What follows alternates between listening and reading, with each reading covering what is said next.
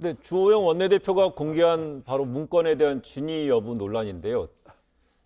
2000년으로 시계를 돌리면 2000년 6.15 남북 정상회담이 있었고요. 그 같은 해 4월 8일에 남북 합의서라는 게 이제 서로 서명이 됩니다.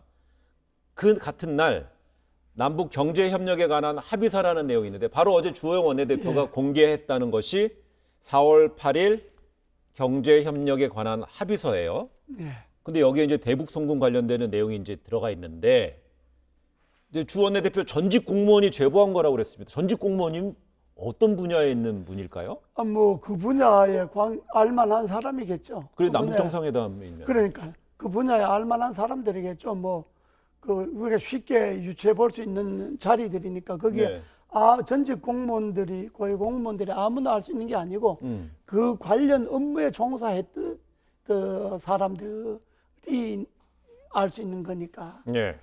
그러니까 저거는 어제 저도 봤는데 뭐 조작했다 뭐 이렇게도 이야기하는데 제가 그 남북 그 합의서가 두 개였지 않습니까? 네. 저 경제 합의서하고 이제 남북 회담 정상회담 합의서하고.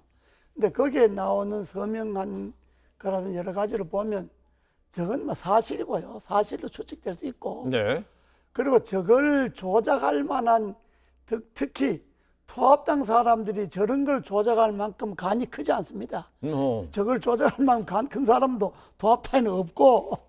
혹시 뭐 제보자가 그러니까 제보자 의도를 갖고 했을 수 있을까요? 제보자는 뭐 아무래도 국정원에 관련된 사람일 개연성이 높죠. 네. 그 당시 정상회담에 관여를 한 사람일 것이고 그러면 청와대나 국정원이나 뭐 그쪽 뭐 사람일 외교부나. 수밖에 없죠. 네. 아니면 외교보다는 아마 통일부 쪽에 예.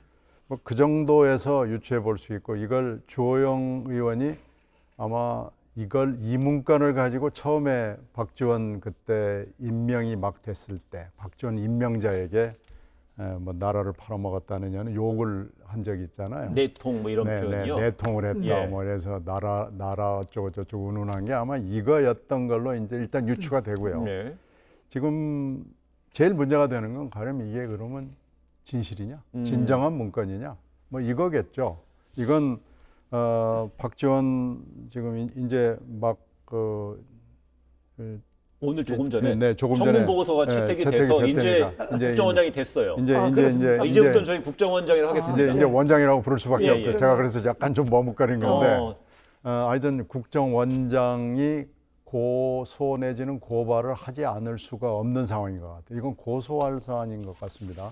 그래서 결국은 또다시 검찰이 진위를 확인할 수밖에 없는 상황이 됐기 때문에 그 문건이 진짜냐 아니냐 하는 문제는 조금 더 두고 봐야 될 것 같고요. 제가 하나 말씀드리고 싶은 건 그 당시에 미국 정부에서도 이 얘기를 쭉 꾸준히 했습니다. 제가 당시에 워싱턴 특파원이었는데 네. 워싱턴에 그 CRS라는 그 국회 의회 기관이 있어요. 네. 그 콩그레셔널 그러니까 우리로 치면은 입법조사처에 해당하죠. 그 입법조사처에 아시아 문제, 특히 한국 문제를 오래 들여다본 분의 레리 닉시라는 분이 있습니다. 예. 그 닉시 박사가 이 문제를 그 CRS 보고서에다가 썼어요. 그래서 빌리언 달러가 오간 것으로 알고 있다라는 얘기를 했고 이게 그 당시에 문제가 됐습니다. 예. 그래서 이 진위 여부는 이미 이 문제 거론이 됐고요. 네. 그래서 이것이 지금 문서의 진실성, 진위 이 문제를 지금 파악하지 않고는 확인하지 않고는 넘어갈 수 없는 단계가 된 거죠. 박지원 국정원장이 이제 됐기 때문에 그런 건데 이건 뭐 시간의 문제 아닐까 싶습니다. 그런데 그래서 제 생각은 그 당시 제가 그때 국회 재선 의원 때인데요. 네. 그때 사실 저 내용이 국회 우리 의원들 사이에도 저게 다 회자가 됐어요. 저 내용이라는 거를 요약해 주십시오. 어떤 내용이 회자가 됐습니까? 남북 정상회담 하는데 돈을 뭐 그때 50억 달러 주기로 했다, 뭐 30억 달러 네. 주기로 했다. 액수는 뭐 여러 버전이 액수는 있죠. 뭐 여러 가지 버전이 있었고 그것이 주기로 합의를 하고 정상회담 한다. 이런 이야기는 이미 국회에서는 당시 대한민국 국회에서 얘기가 돌았고 또 신경민 전 의원께 공공연히- 말씀하셨던 건 당시 공공연히- 워싱턴 정가에서는 네, 워싱턴에도 워싱턴 있었고. 의회 입법조사처 그렇습니다. 같은 예. 기능 기구에서는 네. 관련된 내용을 네. 서류 명시적으로 했었다 그걸 얘기예요. 의원들한테 돌리는 문건에 그 회람하는 거예요. CRS 보고서가 주기적으로 나오거든요. 알겠습니다. 저게 이런 겁니다. 저게 이제 뭐 박지원 국정원장이나 이제 여기서 뭐 진실을 가리기 위해서 고소하겠다, 고발하겠다 이렇게 하지만은 저게 소용없는 게 저게 송호경 북한 아태 부위원장의 서명 예. 있잖아요. 그럼 조사를 하려면 그 사람도 조사를 해야 되는데 그래요. 북한 당사자를 조사해야 되잖아요. 박지원 장관도 이게 사실은 조사를 해야 되고 예. 송호경 부위원장도 조사를 해야 되는데 저는 사실상 조사의 실효성이 없는 이야기고 알겠습니다. 그리고 20년 전 이야기인데 저는 박지원 원장이 이렇게 답변했으면 좋았을 것 같아요. 그래서 사실 기억이 안 납니다. 20년 전 일이라 기억이 안 나는데 그 문건을 어디서 받으셨는지 모르지만 문건을 제시하시니까 제가 좀 더 원자에 되면 진위를 알아보겠습니다. 막 이 정도로 답변을 해야지. 그 자기 서명도 나와 있는 걸 그걸 뭐 전부 뭐 아니라든지 뭐 위조라든지 이렇게 말하면 안 되고 그래요. 기억이 안 나니까 진실을 알아보겠다 이렇게 이야기를 해야지.